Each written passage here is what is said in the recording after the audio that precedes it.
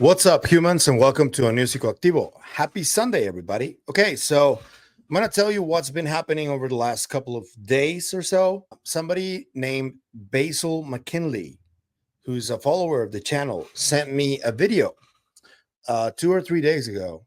And this person sent me a video of Mr. Dennis Asberg. Dennis Asberg is part of the Swedish astronomy department at Stockholm University. He is part of Dr. Beatriz Villarroel's team. You guys know her. She's part of the VASCO project and the ExoProbe project. And she's been looking into low Earth orbit objects. That's her specialty. That's what she does.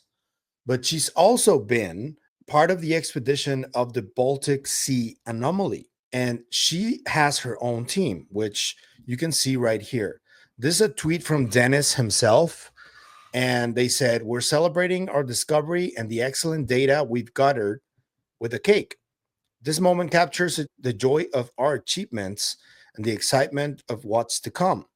And this is just the beginning. We're far from done, but the data we're getting is incredibly fascinating." So they've been out there for a while now. Dr. Villarroel recently published a tweet saying that a paper was just approved for her to publish.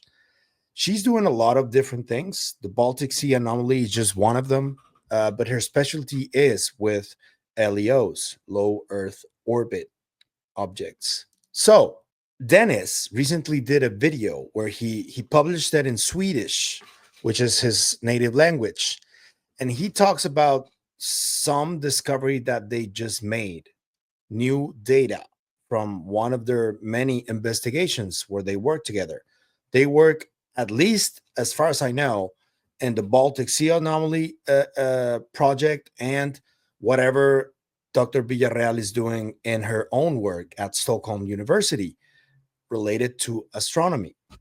So he released it in Swedish. I asked if I was able to report on it because I saw it 2 or 3 days ago.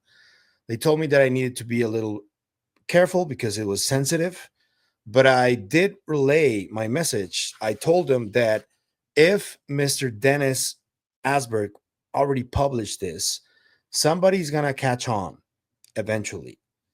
And they agreed. So Dennis today on Sunday published the video on X and it went viral naturally. And I managed to get the most accurate translation possible from Swedish to English. And I did a dubbing of Dennis's video. And I am going to show it to you right now so you can see what he's talking about and you can see what they apparently stumbled upon.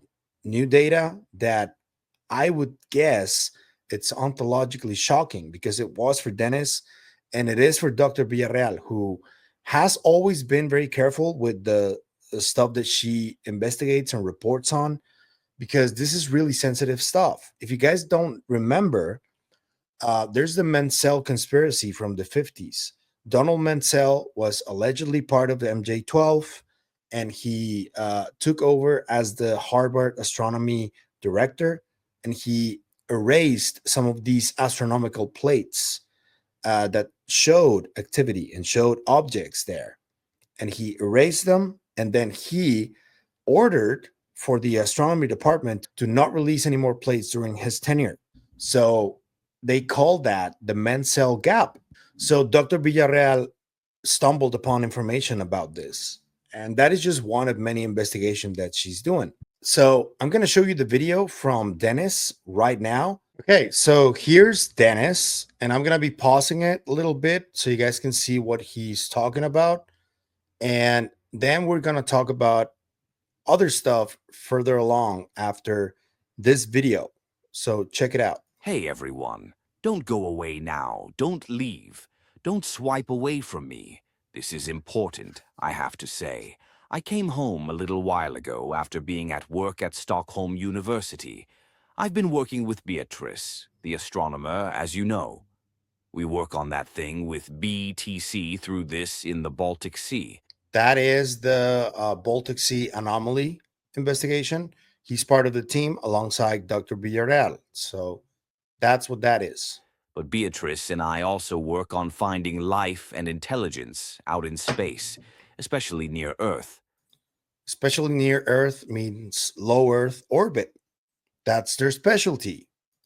When I got to work today, I mean, this new data is completely insane. I can't tell you everything right now. I can't do that for certain reasons because this has to be presented in a scientific way, as it is in that world. But I can say this. So what he means there is that they saw the data, which is really recent. It shocked them, and they can't really talk about the details or the specifics because this is going straight to a scientific paper that I would say, presumably, Dr. Villarreal is writing at the moment. So that is my assumption. I've never been as shocked as I was at work today. Both Beatrice and I feel a bit sick to our stomachs now. I can tell you that we now know things that very, very, very few people on Earth know. And we've said, Beatrice and a few others have this scientific data to share. But what's going to happen now is that they're working on it right now to present it internationally later on. I'm doing this because I could, but I feel like, why not? I have information now, and now it's happened. In a scientific way, it's been calculated, analyzed, and checked back and forth constantly. And apparently, things are happening around us. And as I said, When he says around us, I think he means around Earth, not just around them. It's around Earth. a little while ago, I understand why this information shouldn't come out to humanity. It's absolutely unbelievable. I don't agree with that at all. It doesn't matter what it is. If it's information that is sensitive about humanity, it needs to come out. We have a right to know. And I get that you guys are going to do it in a scientific way through a paper, but why make that statement? That just doesn't make sense to me. People should know. Now I know what it's about, and I wish I could tell you everything right now. I can't. I'm not allowed to. But I actually asked Beatrice. I mentioned this. She gave me approval to say this much. I can't mention what it's actually about, other than that it's a new scientific discovery that's been made, one that will shake things up properly. And I'm not joking. This is no bullshit. So stay on the lookout to find out more. As I said, Beatrice and I, astronomers at the university, this is something completely new, though they've been working on it for a while. But it's new data, new information, so incredible that you can hardly. So that's a clue right there, too, that they've been working on it for a while, meaning that it's possibly part of the VASCO project or the other project that they did, which is the ExoProbe project. But they did find new data over the last week or so. So what could that be? Believe it's true. I've looked at the data and realized it's real, but I can't quite grasp it. Part of me can't believe it's been this way, maybe for a very, very long time. And this has nothing to do with the Baltic Sea object, nothing at all. This is probably something entirely different. So I know what it's about, and I'm obviously not scared, but still, damn cautious now. That's why I feel like maybe it's good to share something. But the true purpose of the whole thing, we'll discuss that later. As I said, now you know a little. But more will come, I promise. More will come. Beatrice will explain it herself in her own words. It'll take a little time. We have to process it ourselves because it's so overwhelming. It's completely insane. It's hard to process this. And now it's just thinking, okay, what? Wow, wow. Now I understand. I work but now you know a little, at least. You'll have to use your imagination. I can't go into details. Thanks for listening. End. Dennis. Bye. Okay, so what I'm going to do here now is that I'm going to talk about what I think might be going on because And I'm going to preface this by saying I've reached out to both Dennis and Dr. Villarreal, and they obviously can't say anything. And I completely respect that.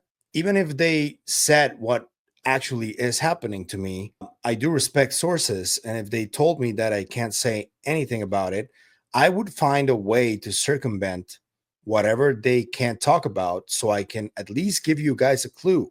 Given that they said nothing to me, I can speculate based on other data that is already out there.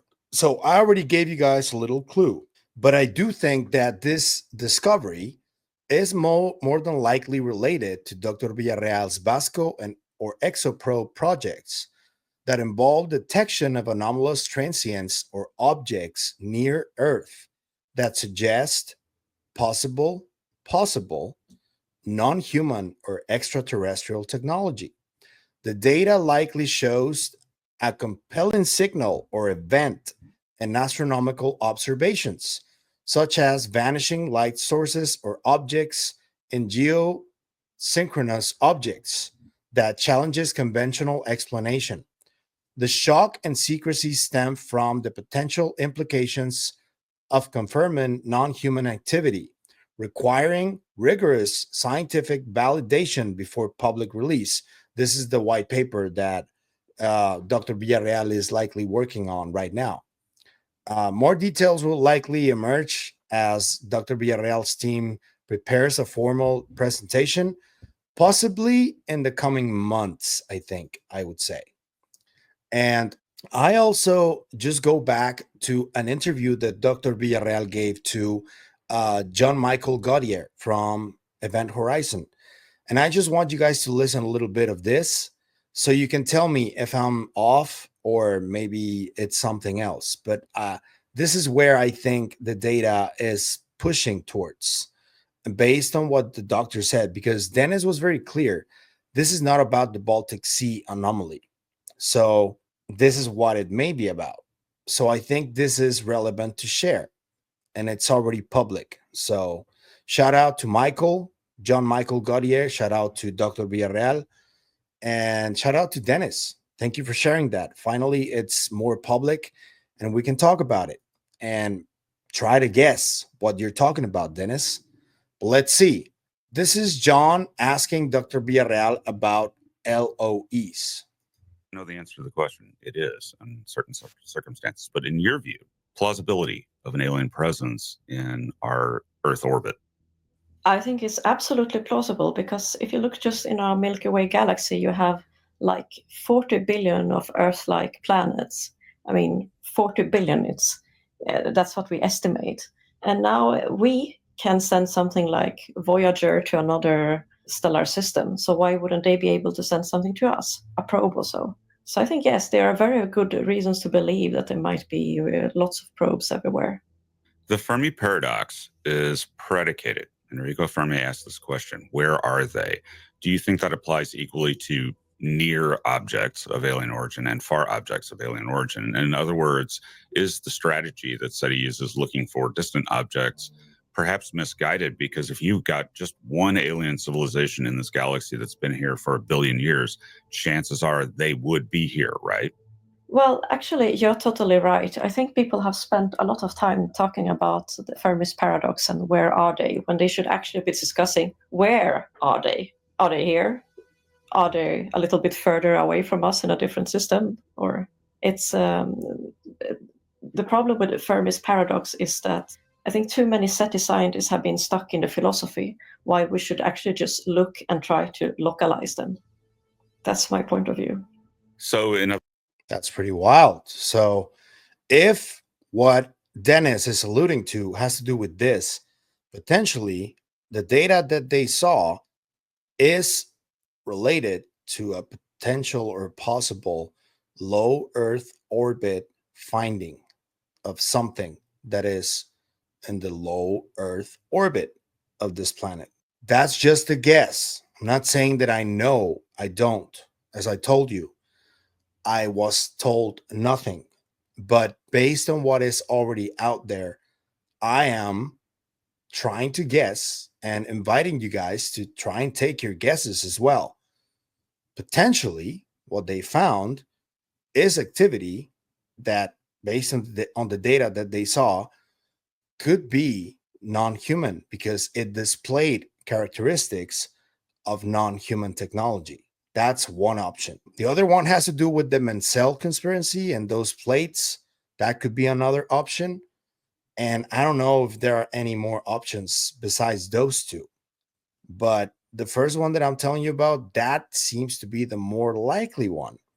And if that's the case, I don't know. I think about probably and maybe the alleged and legendary at this point Black Knight satellite could be an option or something similar to that. I don't know if it's just one object or 5 or 10 or I don't know. We'll have to wait and see. And I know that the doctor is working on multiple papers, so maybe it's just one of those. So we'll have to wait and see. But let me know what you think. What did you think about Dennis's video? What did you think about the content of the video? What do you think Dr. Villarroel discovered? What type of data do you think it was? It's not the Baltic Sea anomaly. It has to do with astronomy. It's probably about low Earth orbit objects. But let me know what you think. I'll be listening in the comments.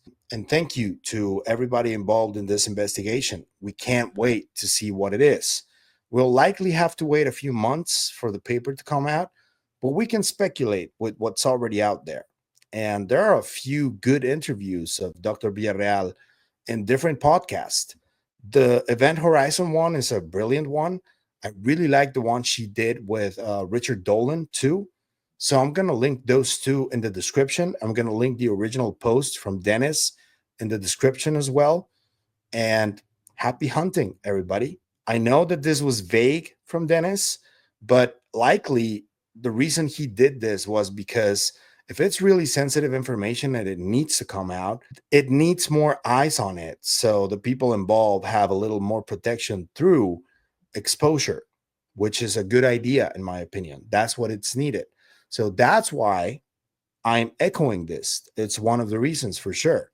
So spread this around, share it with everybody. People need to know that something was discovered and it's coming. And another one of those, I didn't have Swedish Disclosure in my bingo card for 2025, yet here we are. So thank you to everybody at Stockholm University. You guys are heroes. If you like the content you see, I'm going to ask you to like, share, comment, subscribe, and hit the bell icon. That's all you need to do in order to help us, and it is what helps us the most, so thank you. But if you want to support us in any other way, there's a few links down there you can choose from. You can become a member on YouTube, or you can support us through KGRA. Every interview of the channel is on every platform through KGRA, so thank you. That's it for me today on this video, but I'll see you guys in the next one. Remember, stay curious and inquisitive, like Dennis Asberg and Dr. Beatriz Villarroel. Always. Bye.